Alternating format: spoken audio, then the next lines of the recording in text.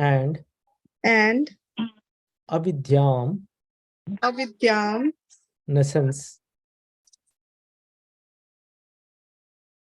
cha, sorry, and and yaha, yah, yah, a person who, a person who, who tat, tat, that, that, veda, Veda, knows, knows, ubhayam, Ubhayam, both, both, saha, Saha, simultaneously, simultaneously, avidyaya, Avidyaya, by culture of nescence, by culture of nuisance, mrityum, Mrityum, repeated death, repeated death, tirtva, Tirtva, transcending, transcending, vidyaya, Vidya, Vidyaya by Vidyaya, culture of knowledge, by culture of by knowledge, culture of knowledge, amritam, Amritam, Amritam, deathlessness, deathlessness, deathlessness, asnute, Asnute, Ashnute, enjoys. enjoys. Okay. Translation and purport by His Divine Grace Srila Prabhupada, Srila Prabhupada ki jai. Jai. Translation. Srila Prabhupada. Only one who can learn the process of nescence and that of transcendental knowledge side by side can transcend the influence of repeated birth and death and enjoy the full blessings of immortality. Purport. Since the creation of the material world, everyone has been trying to attain a permanent life, but the laws of nature are so cruel that no one has been able to avoid the hand of death. No one wants to die, nor does anyone want to become old or deceased. The law of nature, however, does not allow anyone immunity from old age, disease, or death, nor has the advancement of material knowledge solved these problems. Material science can discover the nuclear bomb to accelerate the process of death, but it cannot discover anything that can protect man from the cruel hands of old age, disease, and deaths. From the Puranas, we learn of activities of Hiranyakashipu, a king who was very much advanced materially. Wanting to conquer cruel death by his material acquisitions and the strength of his nescence, he underwent a type of meditation so severe that the inhabitants of all the planetary systems became disturbed by his mystic powers. He forced the creator of the universe, the demigod Brahma, to come down to him. He then asked Brahma for the benediction of becoming Amara, by which one does not die. Brahma said that he could not award the benediction because even he, the material creator who rules all the planets, is not Amara. As confirmed in Bhagavad Gita 8:17, Brahma lives a long time, but that doesn't mean he is immortal. Hiranya means gold, and Kashipu means soft bed. This cunning gentleman, Hiranyakashipu, was interested in these two things, money and women, and he wanted to enjoy them by becoming immortal. He asked from Brahma many benedictions in hopes of indirectly fulfilling his desire to become immortal.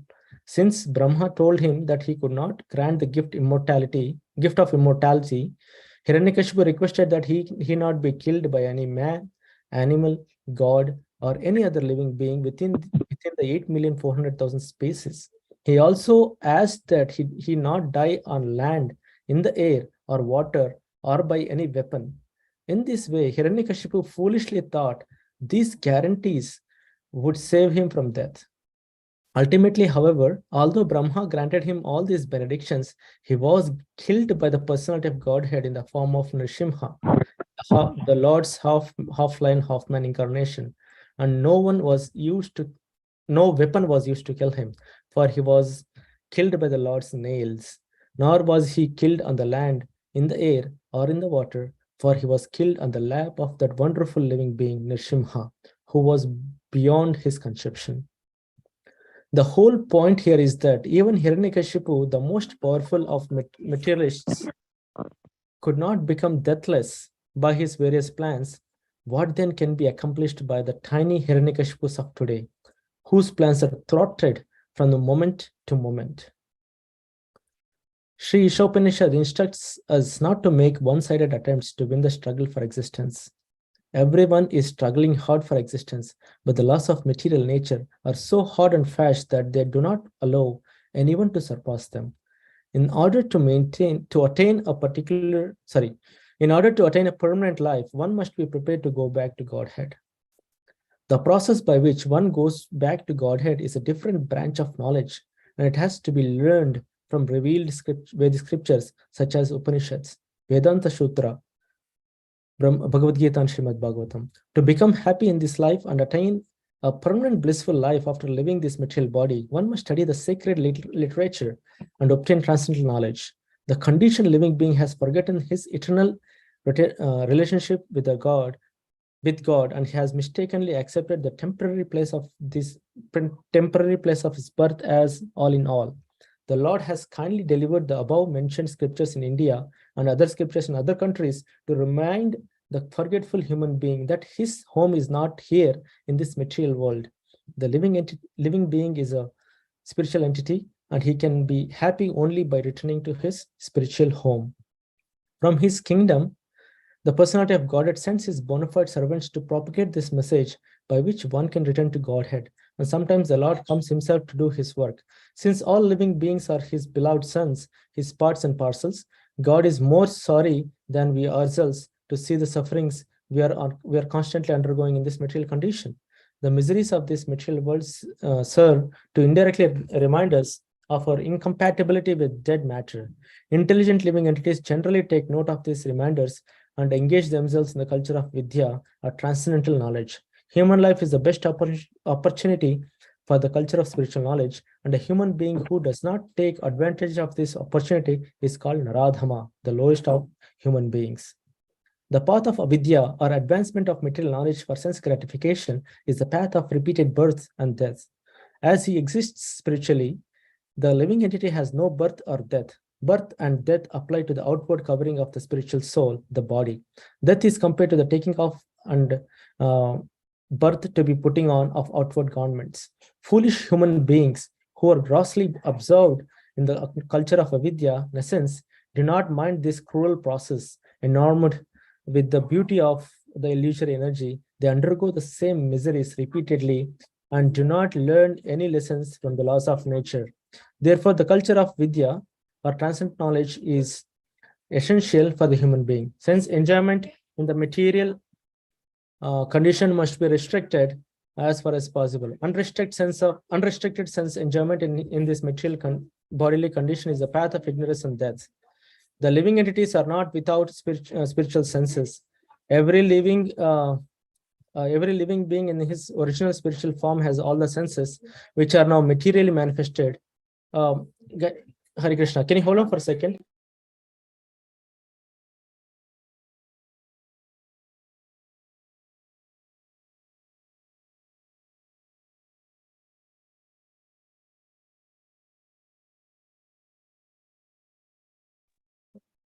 I'm sorry for that thing. So let's do this again.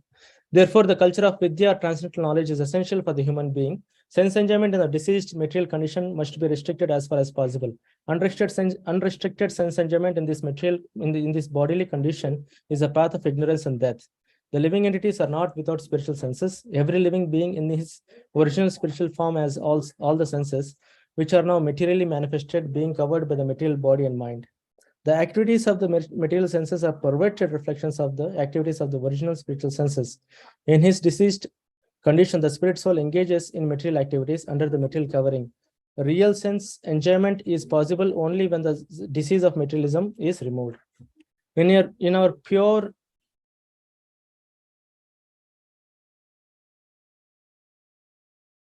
pure spiritual form, free from all material contamination, real enjoyment of the senses is possible. A patient must regain his health before he can truly enjoy sense pleasure again. Thus, the aim of human life should not be to enjoy perverted sense enjoyment, but to cure the material disease. Aggravation of the material disease is no sign of knowledge, but sign of avidya, ignorance. For good health, a person should not increase his fever from 105 degrees to 107 degrees, but should reduce his temperature to the normal 98.6. That should be the aim of the human life. The modern trend of material civilization is to increase the temperature of the feverish material condition. which has reached the point of 107 degrees in the form of atomic energy. Meanwhile, the foolish politicians are crying that at any moment the world may go to hell. That is a result of advancement of material knowledge and the neglect of the most important part of life, the culture of spiritual knowledge. Sri Isopanishad herein warns that we must not follow this dangerous path leading to death. On the contrary, we must develop the culture of spiritual knowledge so that we may become completely free from the cruel hands of death. This does not mean that all activities for the maintenance of the body should be stopped.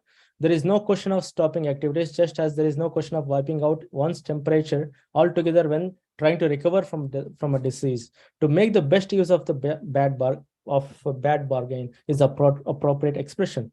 The culture of spiritual knowledge necessitates the help of the body and mind. Therefore, maintenance of body and mind is required if we are to reach our goal. The normal temperature should be maintained at 98.6 degrees, and the great sages and saints of India have attempted to do this by a balanced program of spiritual and material knowledge.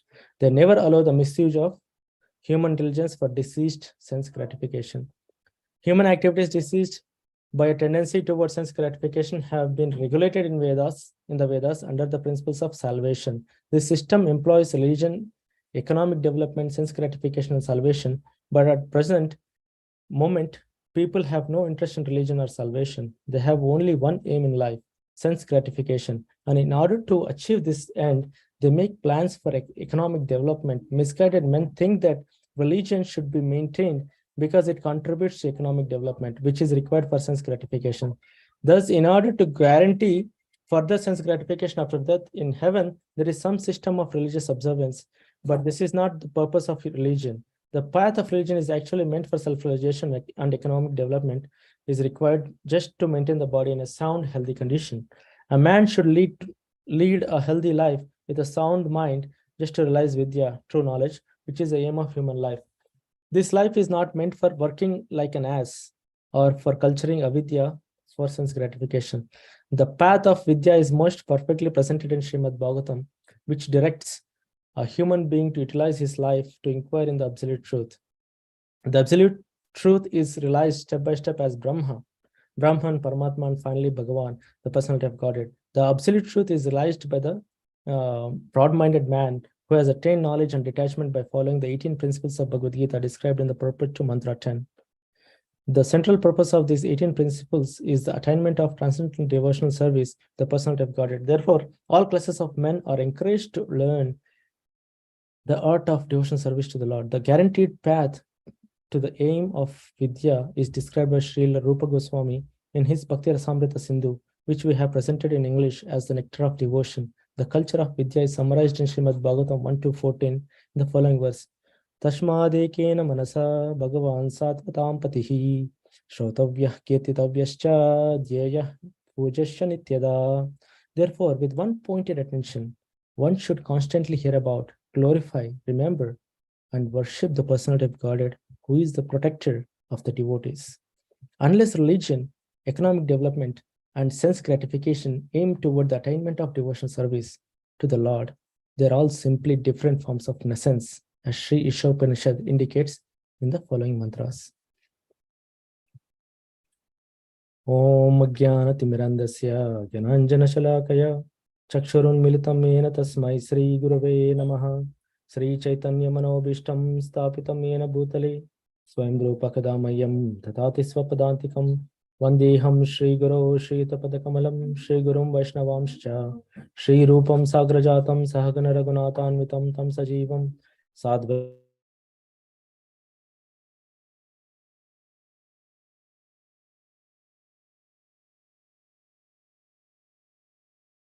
Bando Jagatpate Gopesha Gopika Kanta Radha Kanta Namostate Tapta Kanchana Gaurangi Radhe Vrindavaneshwari Rishabhanusute Devi Pranamami Hari Priye Vanchakalpatrubhescha Kripa Sindhubhye Evacha Patitanam Pavanebhyo Vaishnavebhyo Namo Namaha Jaya Sri Krishna Chaitanya Prabhu Nityananda Shri Advaita Gadadhar Shiva Shadi Gaura Bhaktarvrinda Hare Krishna Krishna Krishna Hare Hare Hare Rama, Rama Rama, Hare Hare. Om Tat Sat. Om Purnamada, Purnamidam, Purnat Purnamudachyate. Purnasya Purnamadhaya Purnameva Vashishyate. So thank you all for joining this Isopanishad class. So this chapter, especially this verse 11, has the longest purports in this from this book. So that's why it took some time to read through the purport. And Srila Prabhupada explains it beautifully here. So this Vidya and Avidya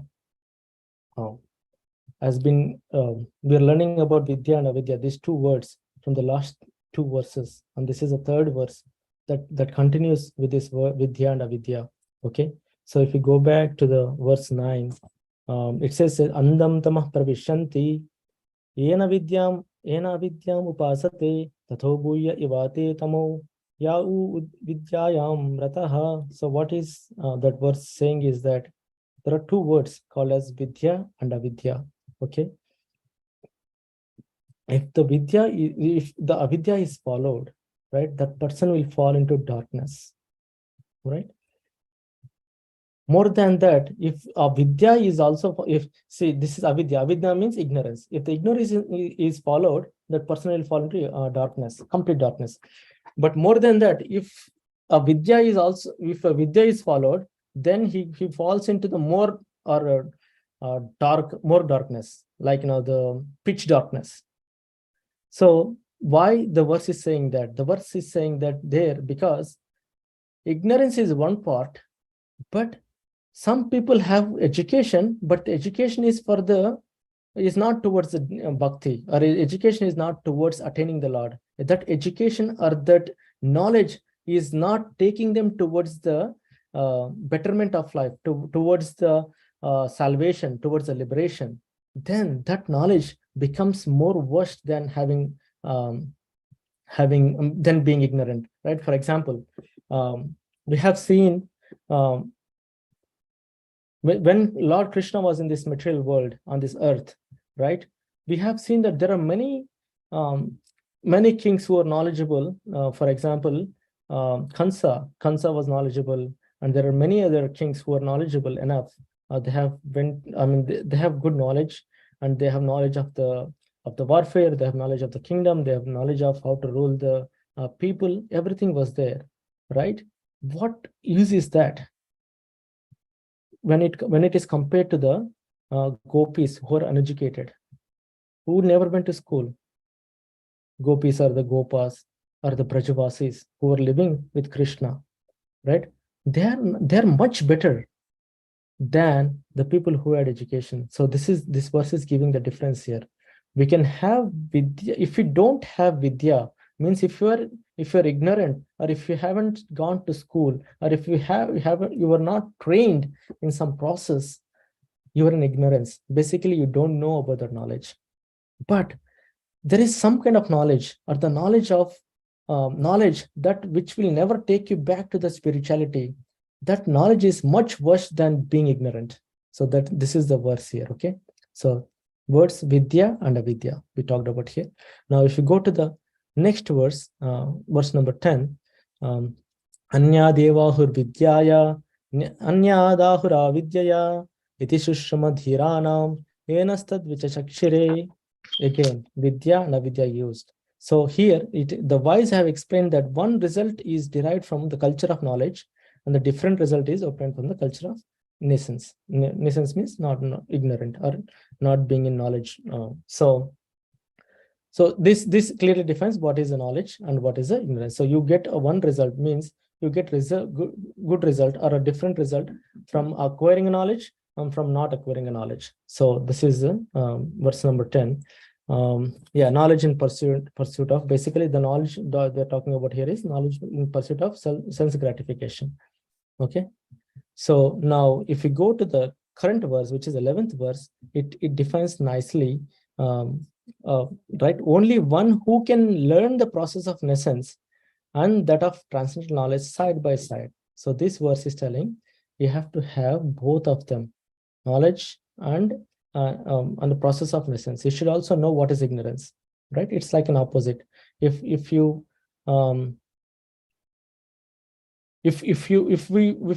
focus on what are the do's, right? what are the do's? What should we do? Wake up early in the morning, take shower right after that, do chanting. Okay. Then when you put on what are the recommended do's, simultaneously we have don'ts, right? Don't wake up early. Don't wake up late in the morning. When I say wake up early in the morning, the opposite is don't wake up early, don't wake up late in the morning. So this thing, right? That knowledge you should know what are the do's and what are the don'ts. So the don'ts will fall in the ignorance. Like if you should know, even though it's an ignorance, but we should, the essence, we should know how, basically in essence here means the knowledge of this material world. Okay. The knowledge of spiritual world, knowledge of getting spirituality, knowledge of getting liberation is called as vidya. The essence is basically knowledge of this material world. So this verse recommends that you should know both vidya and avidya. The vidya means knowledge of the spirituality, avidya means knowledge of essence of this material world. All right. So now, how do we take it? How do we understand it? Let's say if you're somehow we missed a boat, we are in a dinghy or something like that, and we are in the middle of the ocean, right? If a person has somehow ended up in the middle of the ocean, so he needs two things. What are those two things? One thing is he needs to know, let's say he has a boat with him, he has a dinghy or boat with him. So he has a boat and he needs to know how to ride the boat. First requirement, right? To go back to the thing. And the second requirement is he needs to know what is the path or which direction, and he should have the knowledge of the directions to go back to the shore. You got it? So similarly, we all are human living entities in this material world. We are in this ocean of material energy, Bhavasagara. We are in this material world. So what we need is, we need both. We need to know the knowledge of this material world. How we can what do you call it? We can row through this process, row through this life, row through this material existence, and reach the Paramagati, which is liberation. Got it? So this is what. So even though the rowing through this or living this energy or this education or the knowledge in this material world is essence, but sometimes we need to know that. We need to know what can we do and what we cannot do. So that knowledge has to be there, and that knowledge will take us to the shore. But at the same time, we should also know, or we should also practice who is bhakti, basically, who is God and who is not God. So this is what this verse is explaining. And Srila Prabhupada explains that some people, they have a lot of knowledge of this material world. There are so many scientists, they spend their whole life finding something new, finding something great, like atom bomb. So Srila Prabhupada explains that, right? Atom bomb or something like that. Yeah. But this atom bomb is not gonna help anything for the material world. It just creates more problems than the betterment. So similarly, the knowledge what we learn here should be a proper knowledge, the knowledge which can guide us through this path, through this life. We can row through this material life and get back to the path of spirituality. So that's why, if you remember, Vedas are mostly, like most of the part of the Vedas talk about the lifestyle, or how should you live in this material world, right? There is some, like if you want something, so what do you call it? Purusharthas. There are Chaturvarga, Purusharthas or Chaturvarga, we call it any one of them. Dharma, Artha, Kama, Moksha. So these four things are to be followed, right? Dharma, Artha, Moksha, and Kama. So yeah. So basically, dharma means really follow the regulative principles, or follow the principles. Artha is economic development, right? Kama is fulfill the desires, and fourth one is liberation. So if we take the fourth part, which is a liberation or moksha, out of this equation, then these three doesn't make sense. following how much ever we do these three things, it's not going to take us back. I mean, this knowledge is essence at that point of time. Basically, if we include this fourth one, which Srila Prabhupada mentions here, right, at the end, he mentions that the path of religion is actually meant for self-realization, right? And economic development, which is artha, is required just to maintain the body in sound, healthy condition. All these three are required, but we have to know what is the limit, how much we have to acquire, or how much we have to how much we have to hanker. So there should be a limit for that. So that's what Srila Prabhupada mentions, that the path of religion is actually meant for self-realization, and economic development is required. Money is required, required, and that is required for our maintenance. So required just to maintain the body in a sound, healthy condition. A man should lead a healthy life with a sound mind just to realize Vidya.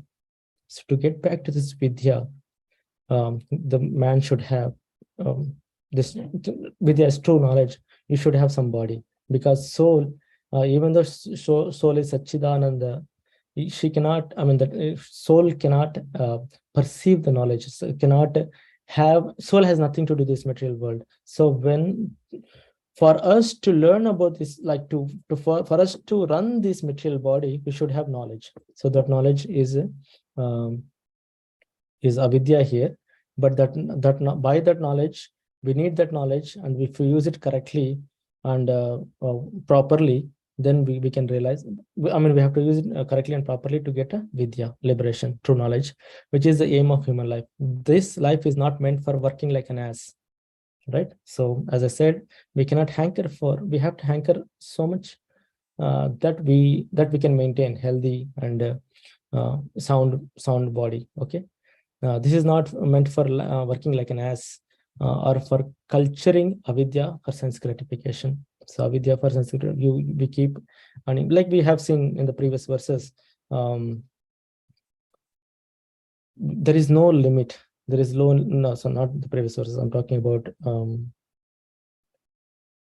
Bhakti Rasamrita Sindhu, right? The verse Niyamagraha. So there must be some control.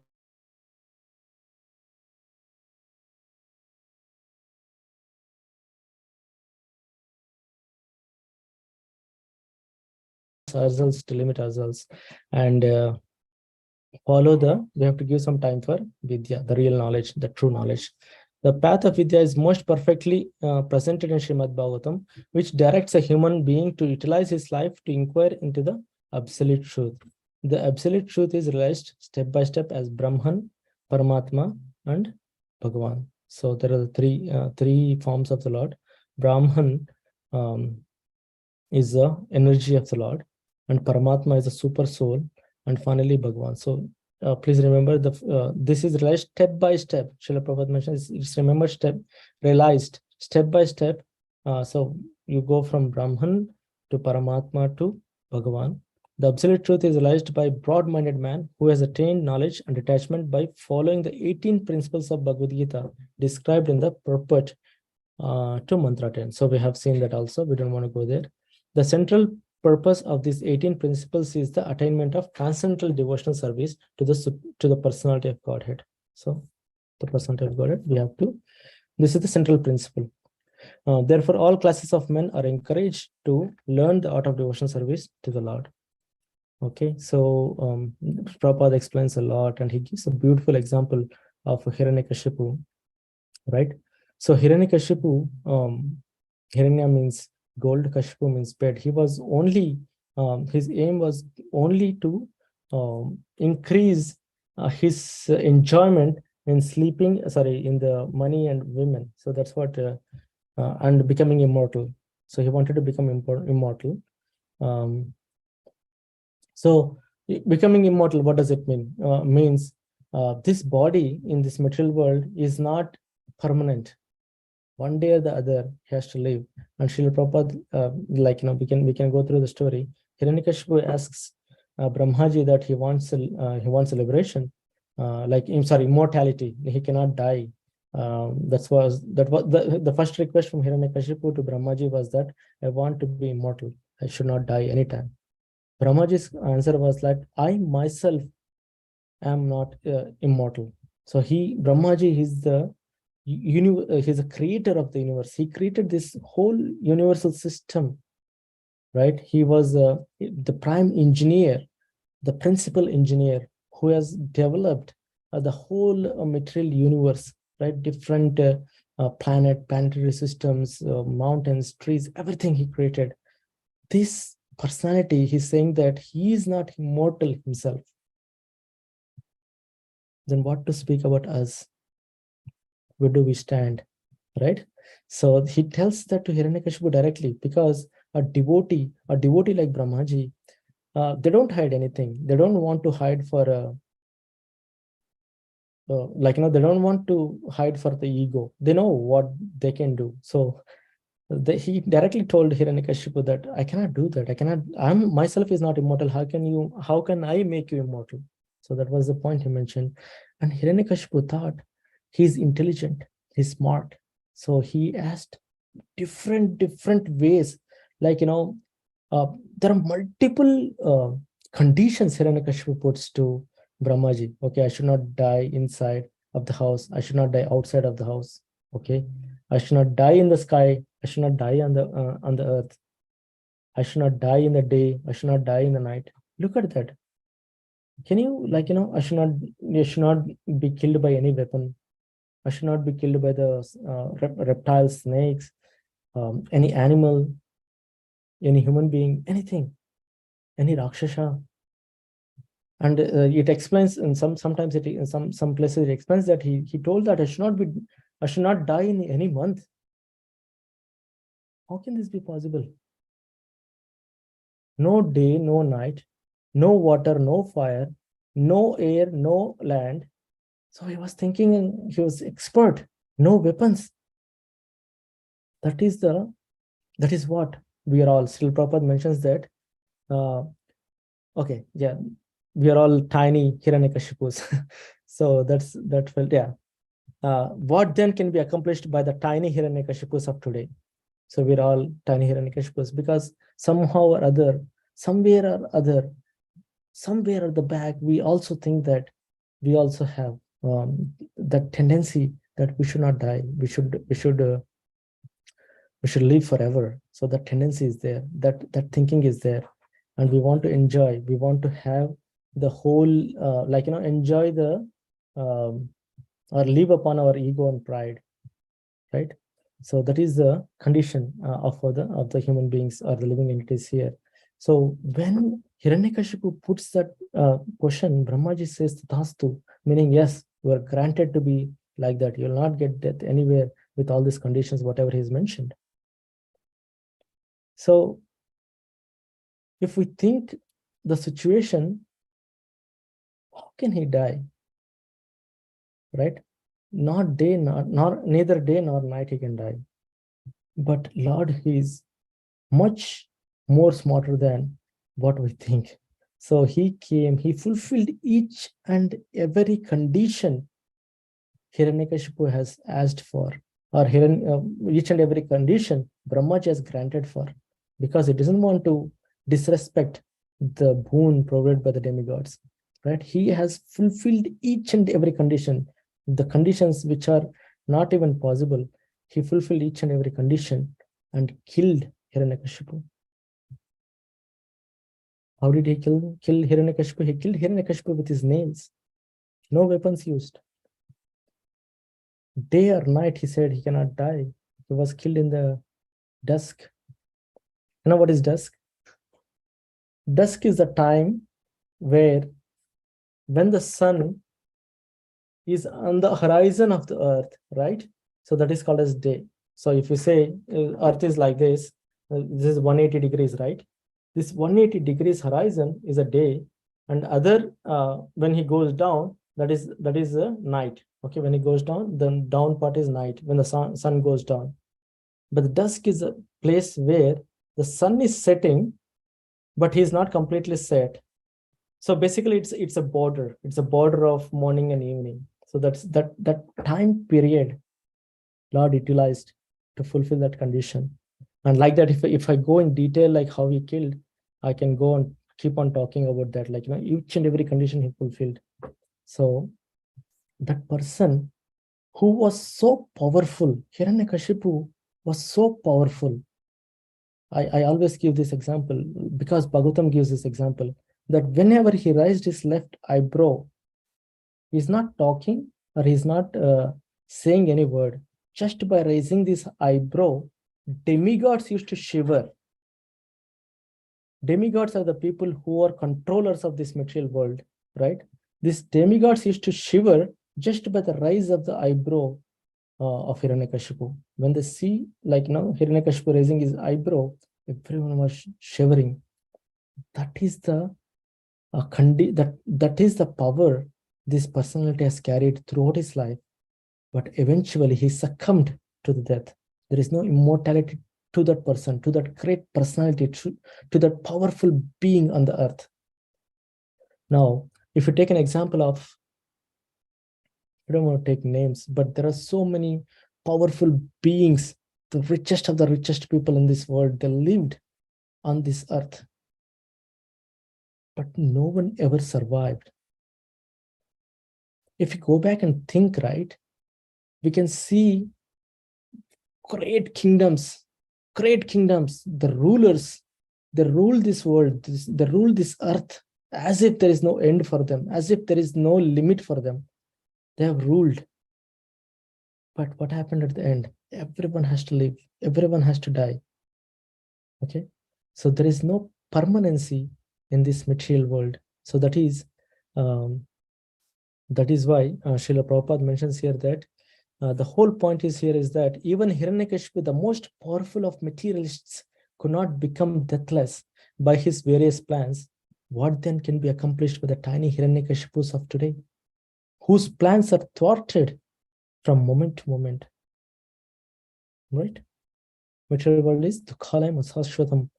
We keep there is no limit. It's not it's not permanent. This world of miseries is not a permanent place. Okay, because you have to go through the miseries. So Isopanishad instructs us not to take one-sided attempts to win the struggle for existence. Everyone is struggling hard for existence, but the laws of material nature are so hard and fast that they do not allow anyone to surpass them. In order to attain a permanent life, one must be prepared to go back to Godhead. So there is no permanency. So if there is no permanency, what should we do? We should look for permanency. If there is no permanency in this world, we should look for where the knowledge. We should try to acquire knowledge which gives a route or which gives a path to the permanency. The only permanent path or the permanent thing in this existence is the spiritual world or world of the Lord, which is Goloka Vrindavan or Vaikuntha. Vaikuntha means there is no kunta, there is no misery there. So that is Vaikuntha. So so the only goal, the only permanent thing in this universe or in this material, in this creation, any creation is Vaikuntha or the spiritual planet of the Lord. So that's where we have to aim to. So that bhakti, that reaching to that planet is called liberation. Okay, so that is why liberation, dharma, artha, moksha, kama. Dharma, artha, kama, moksha. So first three we can follow, but the main purpose is to reach the fourth one, liberation. Liberation is reaching out to the Vaikuntha. So the process by which one goes back to Godhead is different branch of knowledge. That is Vidya. That is the true knowledge. Okay, when we say Vidya here, that is a branch of knowledge, and it has to be learned from the revealed Vedic scriptures such as Upanishads, Vedanta Sutra, Bhagavad Gita, and Srimad Bhagavatam. So how do we get that knowledge? Tadvidhi pranipatena pariprashnena sevaya. Pariprashnena sevaya. So you know that you have to go submissively approach a guru, approach a spiritual leader or a spiritual master, and serve him. Then that personality who is knowledgeable enough will guide us. Why? How can he guide us? He can guide us because he has that knowledge. With that experience, he has gone through this. He has followed it. His spiritual master. So that person can guide us. So that's what, and we have to follow the Vedic scriptures or listen to the Vedic scriptures from these great personalities, from these gurus.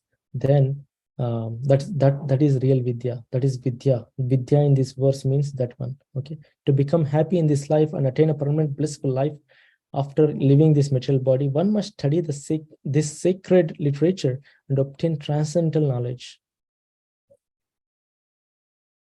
Right? Dhruva Maharaj, 5-year-old boy. 5-year-old boy. He's a Kshatriya. Kshatriyas, they have that what do you call it? They have that man. They man in Hindi. So they have that. They don't bend down so easily. They have that belief. They have. I mean, belief is not the right word, but they don't take things easily. Okay, if you hurt them or if you but they take it very seriously, right? So this Kshatriya, 5-year-old boy, because his father was not, or sorry, his stepmother was not didn't allow him to sit on his father's lap. He walked out of the palace and he was looking, with his mother's guidance, he was looking for the Lord Narayana. And this personality, this 5-year-old boy, right, he got hurt. And he wanted to achieve the Lord. He heard that Vishnu, his mother told him, Vishnu is the real father of everyone. If you really want something, go and ask Vishnu. He can give you the throne. Okay. Then he was walking step by step, and he was thinking, when Lord appears, when I'll surely look for the Lord, but when I find the Lord, I will ask him a kingdom greater than my father. And he moved a little forward, and he thought, no. When I see the Lord, I'll ask the kingdom much better than my grandfather, Swayambhu Manu, right? Then Swayambhu Manu is the Manu of the whole creation, like whole universe. Remember that? Then when he went for little forward, he said, no. If I see Lord Vishnu, I'll ask for the kingdom greater than my great-grandfather, Brahmaji.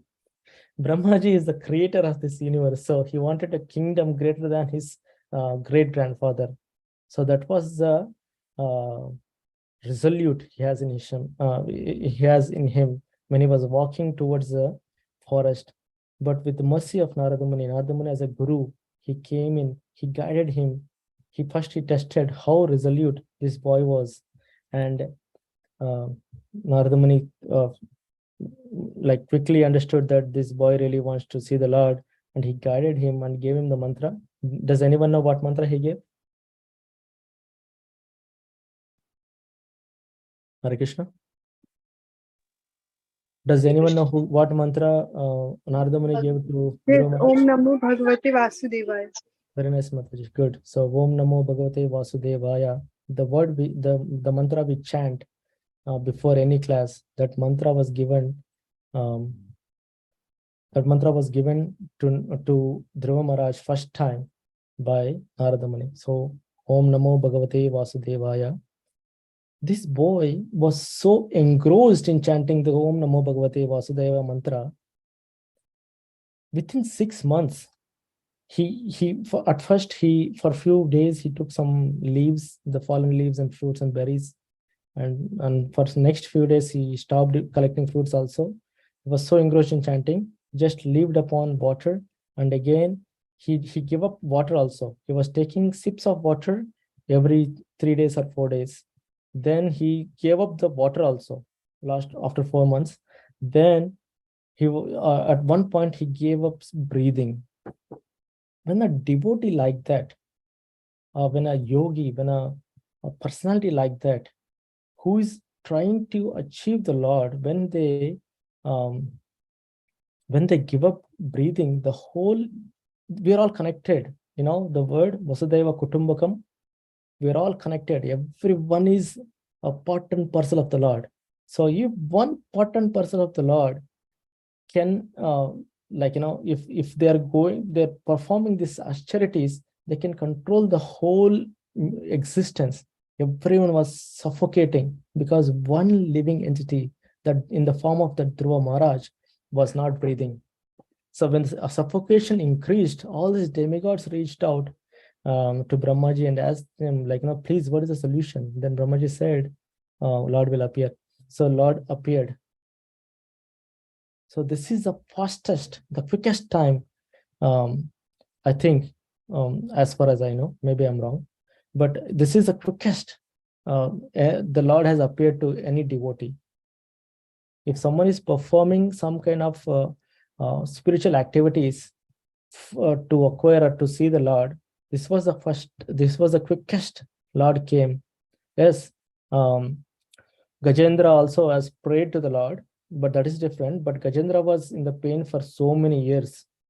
Okay, then he prayed to the Lord. Then Lord appeared. That's also Gajendra was also a good example where Lord was. See, the Garudadev, he travels with the speed of mind. He travels with the speed of mind. Means you think he is there. But when Garuda was bringing in the Lord to the Gajendra, Lord was thinking, what happened to Garudadev? He's slow. The moment he was about to reach Gajendra,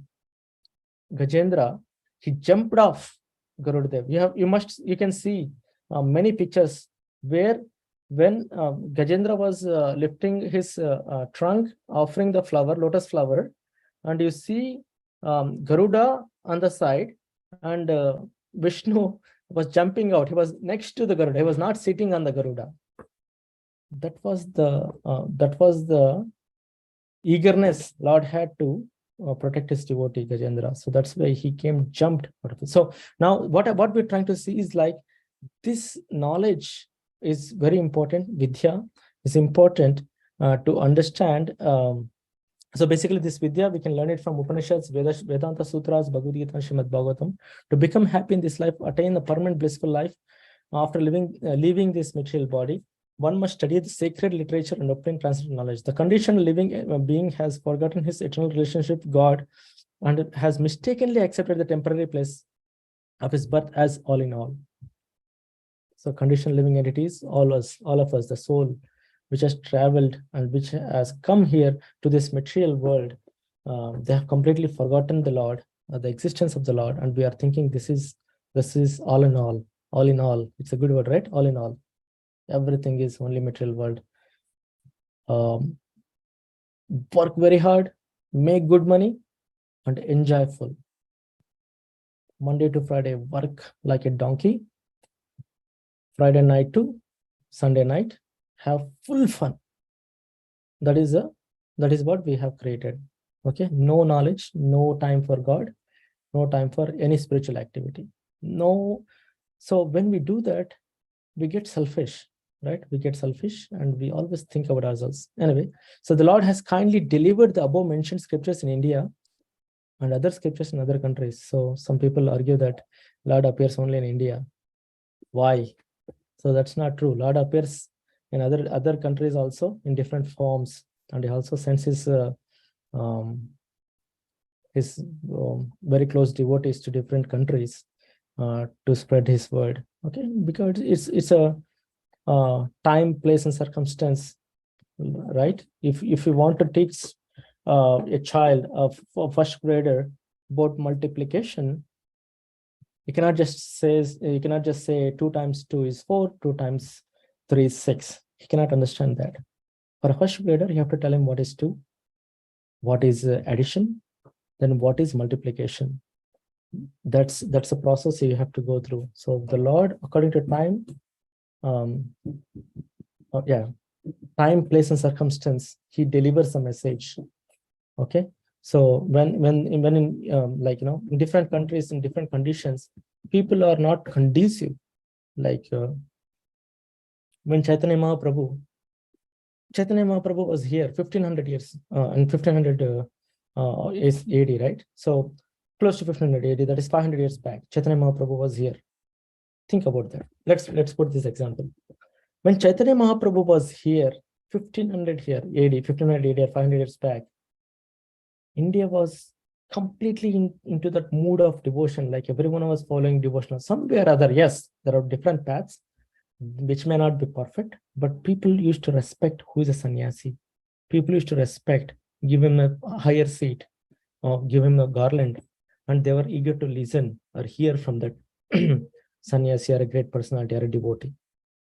But at the same time, in the same era, if we see, I mean, we all read the history, right? So if you see, the Portuguese, they were traveling, they're trying to conquer the world. They're traveling different places, Portuguese, people from Spain, then few decades after, like from what do you call them? Britishers, all these people, they were traveling around the world to conquer, but India was such a sacred place where they're conducive to this spiritual knowledge. They were ready to accept that. So what I'm trying to say is that people are like, Western countries are bad. No, I'm not saying that. What I'm trying to say here is that depending upon the place, time and circumstance, God delivers accordingly. Okay, He doesn't deliver, as I said, that example for first grader, you have to tell a multiplication in his way. You have to get down to that level and explain him. Then only that first grader can understand what you're trying to say. For the same, if it is for fifth grader, if you say, hey, how much is 8 times 5? The fifth grader can tell easily and he can understand easily. You don't have to go to, I mean, sometimes you may have to go, but in general, a fifth grader doesn't need to know how the multiplication works because he has already gone through that process. He has gone through the different teachers to learn that process. Okay, so this is Lord, and he gives knowledge not only in India but different other countries, to remind the forgetful human being that his home is not here in this material world. The living entity is a spiritual entity, and he can be happy only by returning to the spiritual home. Right, a fish out of a water. We have seen that many times. The diorama in the Rath Yatras, when we go in New York Rath Yatra, this great devotee, a nice devotee, he like the one who arranges the Festival of India program, had this diorama of a fish out of water. A fish where the natural place, the real place of the fish is water. If the fish is out of water, he's basically dead, right? And similarly, a soul, the real place for the soul is spiritual. Because the soul is spiritual, the real place for the soul is spiritual, or the spiritual world, not the material world. Okay, so the best thing for the spiritual soul is going back to Godhead. You can put the soul in any condition, maybe like in a golden cage, the bird in a golden cage. Again, another diorama. So where you have a bird, it's a nice singing bird. Someone caught it and put him in the cage, golden cage, and he was serving. I mean, the owner was a rich guy. He was serving the best of the best fruits. Is the bird happy? Right? Is the bird happy? Bird is never happy, because the real bird, or the real bird, enjoys to be free. Right? Similarly, the soul is free. We are binding the soul in the body, and we are embellishing her there. We are doing all the makeup and everything to look good and to feel good and have all the comforts of this material creation. So will the soul be happy? No, soul is not happy. The real place for the soul is spiritual world. For his kingdom, the personality of God sense is bona fide servants, as we spoke, right? To propagate this message by which one can return to Godhead. And sometimes the Lord comes himself to do his work. Okay. This is good. Let's intelligent living entities generally take note of these reminders and engage themselves in the culture of Vidya. The one who takes to the Vidya, the one who takes to the Bhakti, the one who takes to the Adhyatmika Vidya is called as intelligent living entity. Okay. This is not for everyone. The opposite of intelligent living entity is Naradhama, the lowest of human beings, right? Even though we get an opportunity, if you don't utilize that opportunity, what can anyone say? right? So that is Naryadhama. The path of avidya or advancement of material knowledge for sense gratification is a path of repeated birth and death. As it exists spiritually, the living in it has no birth or death. So Srila Prabhupada is talking about in this material world, the soul is spiritual, but being in the body, it has to take birth again. Birth and death. The birth and death is for the bodies. Okay, birth and death apply to the outward covering. Yeah, see, Prabhupada mentions again here. Birth and death apply to the outward covering of the spirit soul, the body. That is compared to the taking off and birth to putting on of outer garments. As we change the garments, the soul also changes the bodies.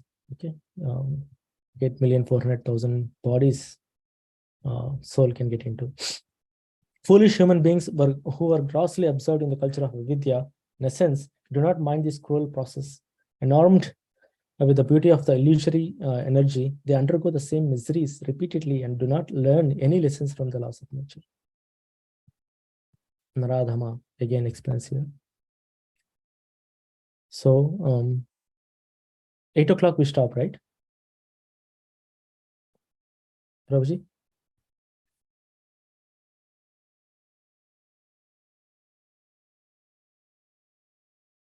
Okay, another 5 minutes, we'll finish this.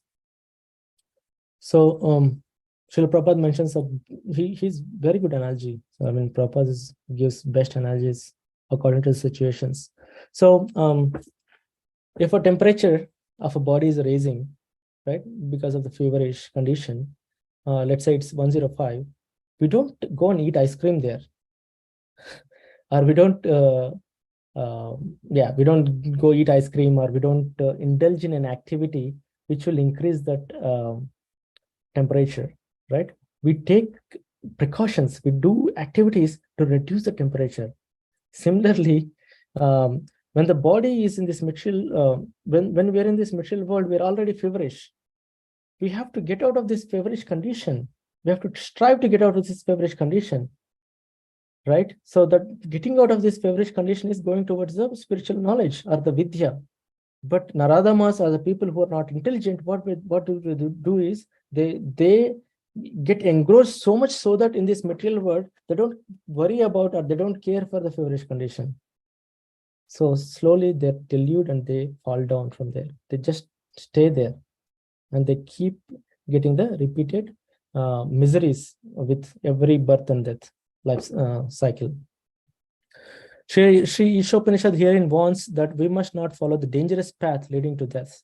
On the contrary, we must develop the culture of spiritual knowledge so that we may become completely free from the cruel hands of death. This doesn't mean that all activities for the maintenance of the body should be stopped. This is avidya in this verse. Avidya in this verse means, what is this verse saying? That in this vidya and avidya together grant mortality.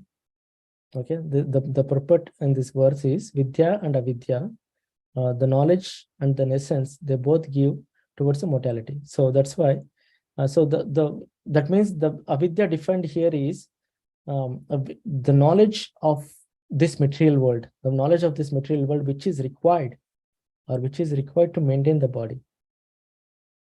Okay, so that's why we should know this, use this avidya and get towards the vidya. That is the purport here. Okay, someone is talking. Okay, so there is no question of stopping activities, just as there is no question of wiping out one's temperature altogether when trying to recover from disease. Okay, so Srila Prabhupada beautifully writes a lot of purport here, and yeah, so the guaranteed path to the aim of Vidya is described by Srila Rupa Goswami in his Bhakti Rasamrita Sindhu, which we have presented in English as the Nectar of Devotion. The culture of Vidya is summarized in Srimad Bhagavatam 1-14. Tasmadekena manasa bhagavan satvatam patihi. Therefore, with one pointed attention, one should constantly hear about, glorify, remember, and worship the personality of Godhead, who is the protector of the devotees. So this is the proper vidya. The proper vidya is knowing about the God and knowing how to reach to the God. Okay, how should we reach this? And Srila Prabhupada mentions this verse in Srimad Bhagavatam, Canto chapter 2, text 14.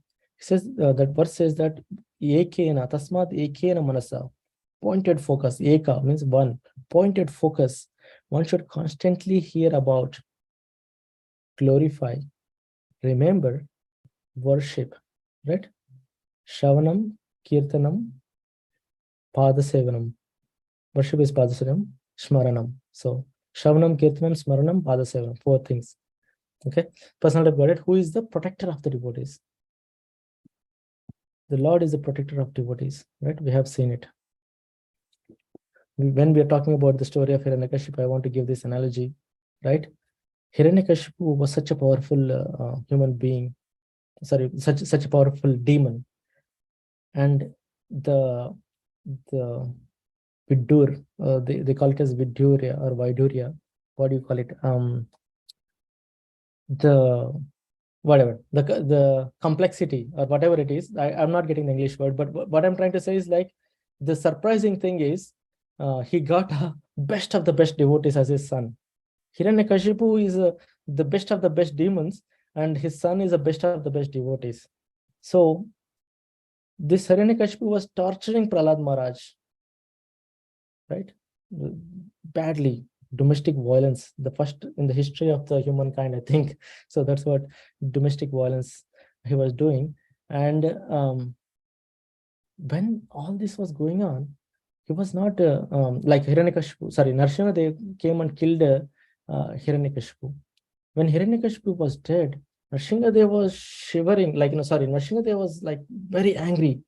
He was very much angry because the torture that Hiranyakashipu has given us to his devotee, he was not bearing. He was not getting out of the that pain Prahlad Maharaj had gone through due to the atrocities performed by the Hiranyakashipu.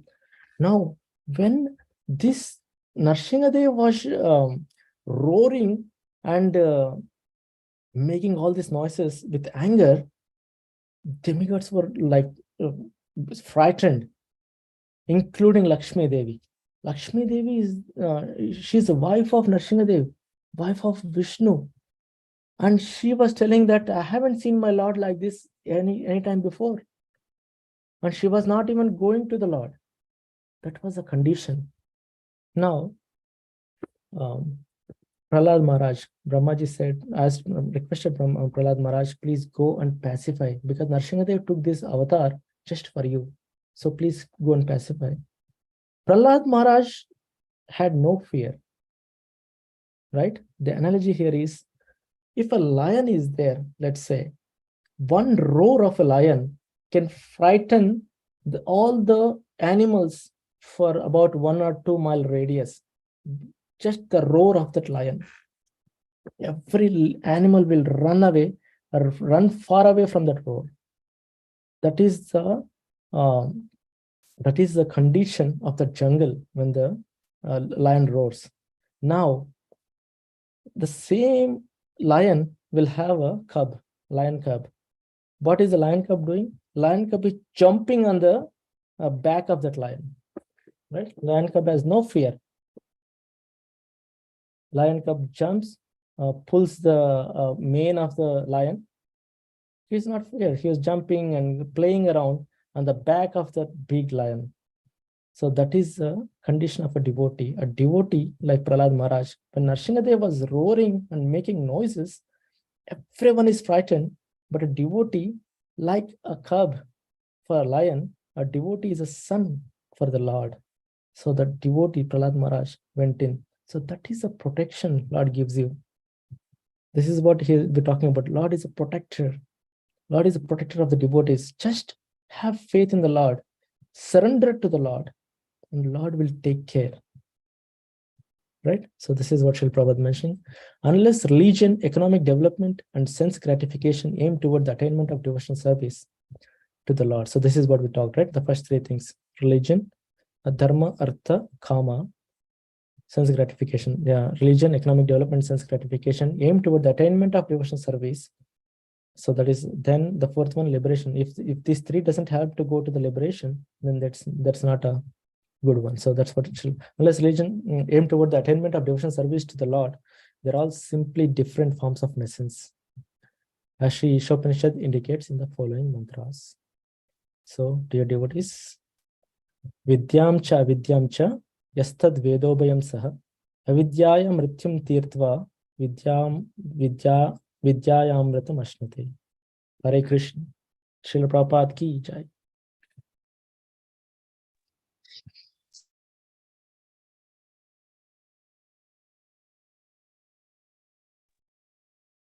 Yeah, thank you so much, Shri Prabhu. Wonderful class, nicely explained. The long purport, right? Yeah. Hey, devotees, anybody would like to have any questions? Any other comments, reflections, realizations?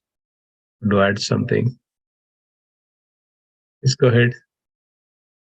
Some more time.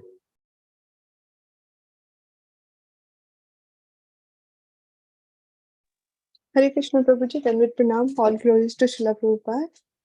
Hare Krishna Mata. I have a question. Like you mentioned regarding the mantra that Dhruv Maharaj got from his spiritual master Narad Muni, Om Namo Bhagavate Vasudevaya. So that time this mantra was revealed. So before that, Krishna was not revealed to this world. He was known as Nil Madhav, like Jagannath story. We have gone through that previously nobody was knowing Krishna. They were knowing Nil Madhav. So before, I just wanted to confirm from you, Prabhuji. Oh, yeah, good question, Mataji.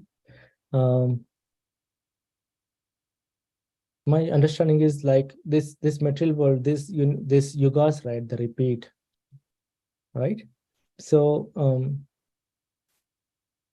maybe the mantra was given at that time for the first time, but was Krishna was never revealed? I don't think so, because I don't know the background behind the Nil Madhav and that story, Mataji, but this yugas repeat. Okay, in Satya Yuga, Dhruva Maharaj went. The story of Dhruva Maharaj is there, right? Uttanapada Maharaj, everyone was there. But before that Satya Yuga also, there was another set of yuga, right? Like Chatur Yuga. Before that also, and then Krishna was there. So Krishna's knowledge should be there. Maybe for certain period of time, like from I don't know the story you're mentioning about Nila Madhava and all those things. Maybe for certain period of time they might have forgotten, or maybe Krishna might not have been revealed himself completely. But that must be a temporary phase, a temporary time when that happened. But in reality, these yugas repeat, and these are repeating for eternity. So these are going on again and again, right? So everyone should know or must know about Krishna. Thank you, Prabhuji. Yes, Prabhuji. Yes. So in the Satya Yuga also people, I mean sadhus and greatly sent people, they used to meditate upon Krishna or some other forms like of Lord Vishnu. Good question, Mataji. I don't know. They must be knowing. I mean, yes, Vishnu was there. Vishnu's form was, everyone was praying for it. But Krishna, they knew it.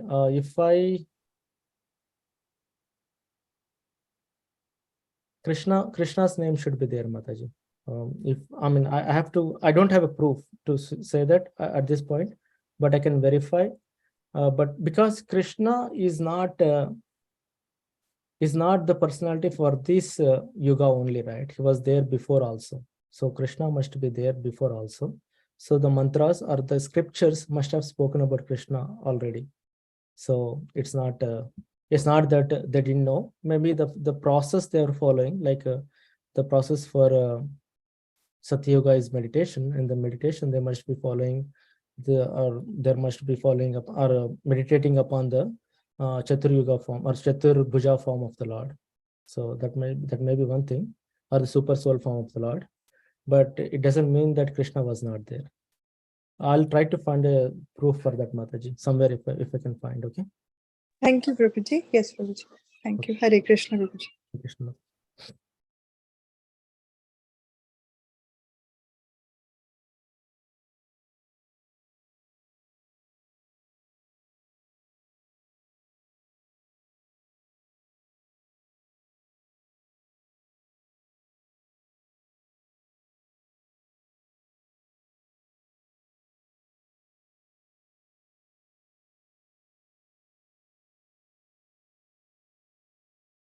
Okay, so Simeshwar Prabhu, over to you.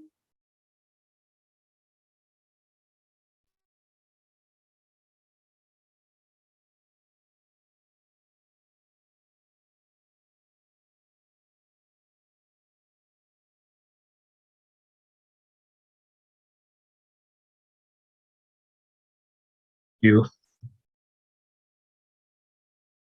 Anything else? Today is a very, very auspicious day of Haridas Thakur's disappearance day. Very beautiful how Srila Haridas Thakur and Chaitanya Mahaprabhu personally showered the mercy upon Srila Haridas Thakur. The day when Srila Haridas Thakur was disappearing, Chaitanya Mahaprabhu went to Jagannath Puri and they brought the prasadam. And also Haridas Thakur was chanting so seriously, sincerely. And then Chaitanya Mahaprabhu mentioned, why you want to chant? You already attained the highest ecstasy of that prema. You don't need to chant anymore. Haridas Thakur said, still a fallen conditioned soul. I'm so fallen. I still couldn't chant. This was the mood of Sri Haridas Thakur. I still couldn't chant. Still can't chant. Still couldn't chant. So Chaitanya Mahaprabhu understood the condition of Sri Haridas Thakur. And then Chaitanya Mahaprabhu caught hold of the lotus feet of Sri Haridas Thakur.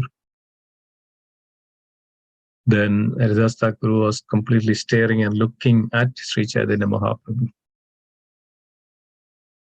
And then within the hand, with the catching hold of Sri Haridas Thakur's, and Haridas Thakur left the world, disappeared. And Srila Chaitanya Mahaprabhu took the entire body and started to dance. Can you imagine? Haridas Thakur, because of seeing that completely Srila Haridas Thakur attained the Supreme, and when that is a very jubilant moments in devotee's life when one attains Krishna, Supreme abode of Krishna. That's what is Srila Chaitanya Mahaprabhu took the divine body of Sri Haridas Thakur and then started to dance and started the kirtan, roaring kirtan. There were a lot of associates were around. And then started to have a procession, and then later on the Jagannath Puri, if you go to Jagannath Puri, you can see that the Samadhi Kutir of Srila Haridas Thakur. And then much time before Srila Chaitanya Mahaprabhu then awarded or recognized that Namacharya Srila Haridas Thakur. Nobody surpasses Srila Haridas Thakur for the holy name, chanting of the holy name. So it's very fortunate that we have such association in the Vani. Srila Haridas Thakur, we were going through this Namamrita, and we saw the text and glorifying Sri Haridas Thakur and Chaitanya Charitamrita. Thank you so much. Macharya Sri Haridas Thakur ki jai.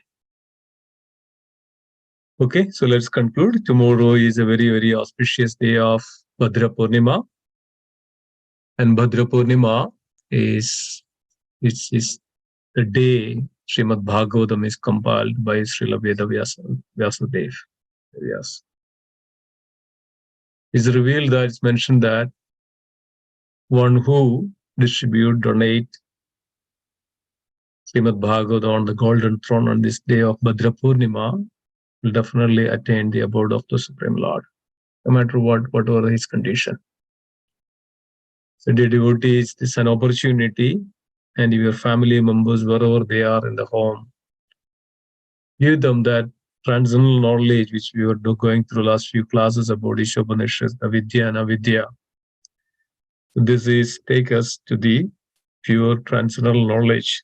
Only by that we can understand our transcendental nature. So then we can engage in the loving devotional service. So it's very important that we understand our eternal nature, that we can easily attain from the Srimad Bhagavatam. Please distribute, give to others, talk to others, ask them to take in so many ways. Your families, relatives, friends, whoever. Do you think that they can get this? Please try to do. Tomorrow also temple we have a yajna, Bhagavad Yajna. Request all of you to attend, and this we recite the Bhagavatam verses and offer to the oblation to the Supreme Lord. And there will be Bhagavad Arati and Bhagavad Puja, and Bhagavatam is Supreme Lord himself. So please try to come and take this opportunity of more purify and more we can to receive the mercy of the Lord in so many ways. So thank you so much. We'll conclude here this class. Let's pray together. Vancha kalpatarupasya krapa sindhu bhevacha patidanam pavanebhyo Vaishnavyo namo namo. Vaishnavrinda ki jai. Jai. Viraj Srimad Isopanishad ki jai. Prabhupada ki jai. And Lord Vaishnavrinda ki jai. Gaura Premanande Hare Krishna. Hari. Thank you so much. Thank you, Hare Krishna. Hare Krishna. Thank you. Hare Krishna. Hare Krishna.